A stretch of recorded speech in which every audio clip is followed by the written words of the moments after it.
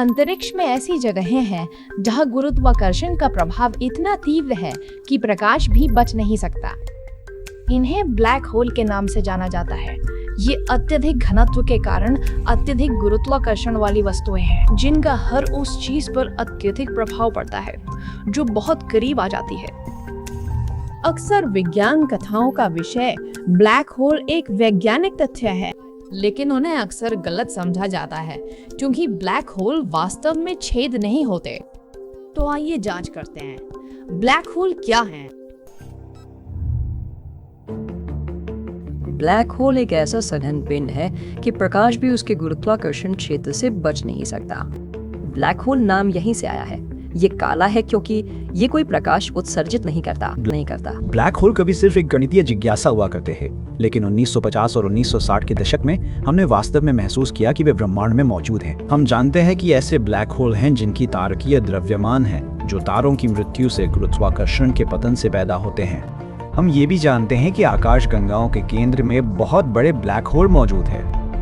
Black hole के पास किसी भी चीज के साथ क्या होता है उसके बारे में याद रखने वाली महत्वपूर्ण बात यह है कि ब्लैक होल खींचते नहीं ने। आप एक ब्लैक होल की परिक्रमा कर सकते हैं जैसे आप किसी अन्य तारे या किसी अन्य विशाल वस्तु की परिक्रमा कर सकते हैं। क्योंकि इतने कम आयतन में इतना अधिक द्रव्यमान होता है, आप उस सभी द्रव्यमान के बहुत करीब जा सकते हैं। जैसे ही पदार्थ ब्लैक होल की ओर गिरता है, वो तेजी से और तेजी से घूमना शुरू कर देता है। ये स्वाभाविक रूप से एक डिस्क का रूप ले लेगा। हम इसे एक अभिवृद्धि डिस्क कहते हैं क्योंकि वो पदार्थ ब्लैक होल पर जमा होगा और वो डिस्क अविश्वसनीय रूप से पकड़ा गया और निजी तौर पर उज्जवल। कुछ साल पहले हमारे पास एक ब्लैक होल की पहली तस्वीर थी और वो एक डोनट जैसा दिखता था, लेकिन डोनट ब्लैक होल के चारों ओर का पदार्थ था और ब्लैक होल खुद बस एक गहरा, जानते हो, केंद्र में एक भयावह शून्य था। ब्लैक होल के चारों ओर अत्यधिक भौतिकी होती है। कुछ अजीब चीजें भी हो रही हैं। जब आप ब्लैक होल के बहुत करीब जाते हैं तो आपकी धारणा है कि समय धीमा हो रहा है। यदि कोई मानव यात्री ब्लैक होल के बहुत करीब आ जाए, वे पहले गिरते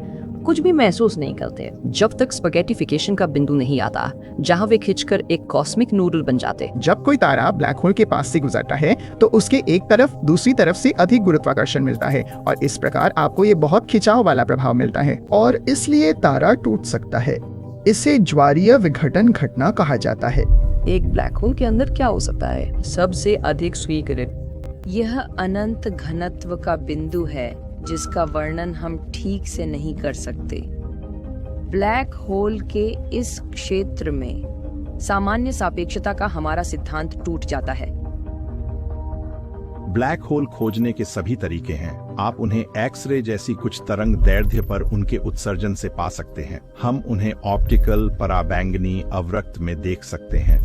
विभिन्न नासा मिशन ब्लैक होल खोजने में बहुत अच्छे रहे हैं और हाल ही में ब्लैक होल खोजने का रोमांचक तरीका तब है जब दो ब्लैक होल मिलते हैं। वे स्पेस टाइम में लहरें बनाते हैं और आप इसे गुरुत्वाकर्षण तरंग वेधशालाओं से पता लगा सकते हैं। खगोलीय ब्लैक होल के बारे में एक बड़ा रहस्य ये है कि लगभग हर आकाश गंगा के केंद्र में मौजूद बड़े सुपरमैसिव ब्लैक होल वहां कैसे पहुंचे।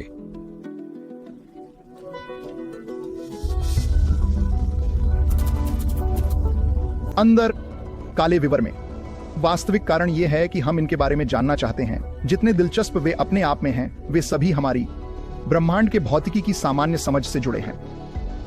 हम पहले से बड़े ब्लैक होल देख रहे हैं, ऐसे ब्लैक होल जिनका वजन सूर्य के द्रव्यमान का 100 गुना है और अभी समुदाय पता लगा रहा है कि वे कहां बन रहे हैं।